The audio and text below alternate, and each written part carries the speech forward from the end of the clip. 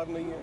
ہم سب آپس میں اپنے اپنے انٹرسٹس کے لیے بٹے ہوئے ہیں. جج صاحبان بھی یہی تاثر دے رہے ہیں, وکلا کمیونٹی بھی یہی تاثر دے رہی ہے. کوئی خوف کا شکار نہیں ہے. خوف کون سا خوف ہے؟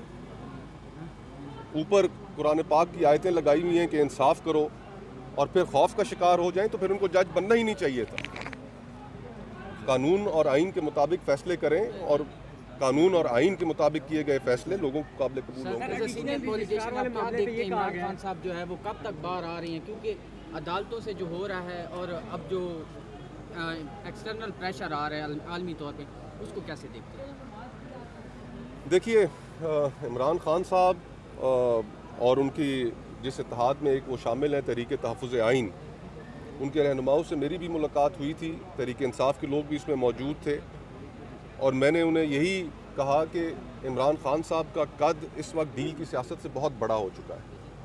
آپ ان کی سیاست کو محدود مت کیجئے, اور ساری تگ و دو جو یہ ایک تاثر پھیلا ہے کہ دوبارہ اقتدار میں آنے کے لیے کی جا رہی ہے, دوبارہ وزیر اعظم بننے کے لیے کی جا رہی ہے, اس تاثر کو رد کریں, نیشنل ایجنڈا بنائیں.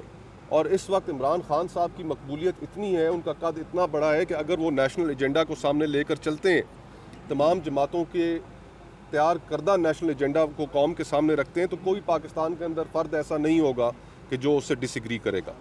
اور پھر اس کے بعد عمران خان صاحب نے ٹویٹ بھی کی, اور اس میں انہوں نے اس بات سے اتفاق کیا کہ ایک نیشنل ایجنڈا تیار کیا جائے گا, کیونکہ اب بات اقتدار حاصل کرنے کی رہ نہیں گئی. اب بات اس ملک کو, اس ملک کے انسٹیٹیوشنز کو بچانے کی ہو چکی ہے, اور اس میں ہم سب کو اپنا کردار ڈالنا چاہیے. اسی لیے میں نے انہیں بھی اپنی حمایت کا یقین دلایا, اور اس چیز میں ایک نیشنل ایجنڈا پر کام کرنے کے لیے اور اس نیشنل ایجنڈا کو اپنانے کے لیے انشاءاللہ ان کے ساتھ مل کر چلنے کا فیصلہ کیا. ایجنڈا سے مراد سول سپریمیسی ہے؟ نیشنل ایجنڈا سے مراد بالکل سول سپریمیسی ہے. جو سویلین سپیس ہم سیڈ کر چکے ہیں اس کو ری گین کرنے کی بات ہے نیشنل ایجنڈا میں. ریٹرن آف ڈیموکریسی کی بات ہے. آج ملک میں جمہوریت نہیں ہے.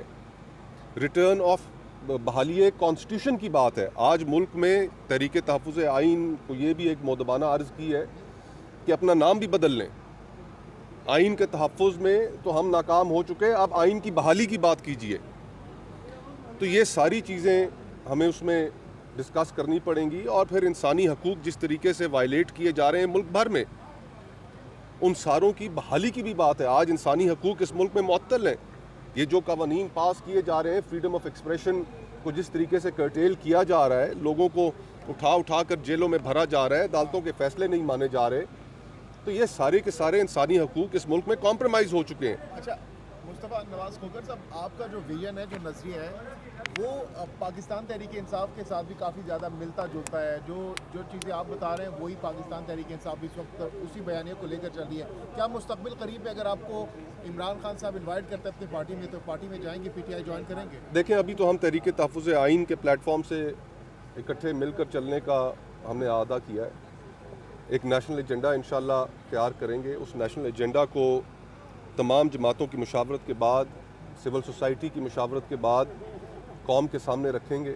اور یقین مانیے کہ اس وقت پاکستان میں اتنے بڑے کنسنسس کی گنجائش موجود ہے کہ اس کے بعد اس سے کسی کو اختلاف کرنے کی کیپیسٹی نہیں رہ جائے گی. اچھا, ماضی میں جو عملداری ہوئی ہے آئین پر, عملداری کے حوالے سے جو وکلا کی تحریکیں ہیں, جو کردار رہا ہے, کیا سمجھتے ہیں کہ موجودہ جو وکلا ہیں وہ کردار ادا کریں جو ماضی میں ادا کیا گیا قانون کی عملداری میں؟ وکلا میں اس وقت دو دھڑے ہیں. ایک دھڑا ینگ لائرز کا ہے, اور ایک دھڑا ہمارے قائدین کا ہے, سینئرز کا ہے. جو جونیئر وکلا ہیں, جو ینگ لائرز ہیں, وہ سارے اسی گفتگو میں بلیو کرتے ہیں, وہی گفتگو سننا چاہتے ہیں جو گفتگو میں کر رہا ہوں یا جو گفتگو اور پلیٹ فارمز پہ کی جا رہی ہے. ہمارے جو سینئرز ہیں وہ تھوڑے سے ذرا اوور کاشس ہیں, تو لیٹس ہوپ کہ ہم ایک کامن ایجنڈا اسٹرائک کر سکیں آنے والے وقت. سر مذاکرات کے حوالے سے بتائیے سر, مذاکرات جو ابھی نشست سے عمران خان نے کہا کہ جوڈیشل کمیشن اگر نہ بنائے گا تو چوتھی نشست نہیں ہوگی. دوسری سر یہ ہوتا ہے کہ سیاسی قیدی جو ہے اس کو ایک الگ رکھا گیا ہے. مذاکرات تو یہ ہوتے ہیں کہ دونوں جو مخالفین ہیں اس کو ایک ٹیبل پر رکھے, تو کیا سمجھتے ہیں مذاکرات صرف لوگوں کی آنکھوں میں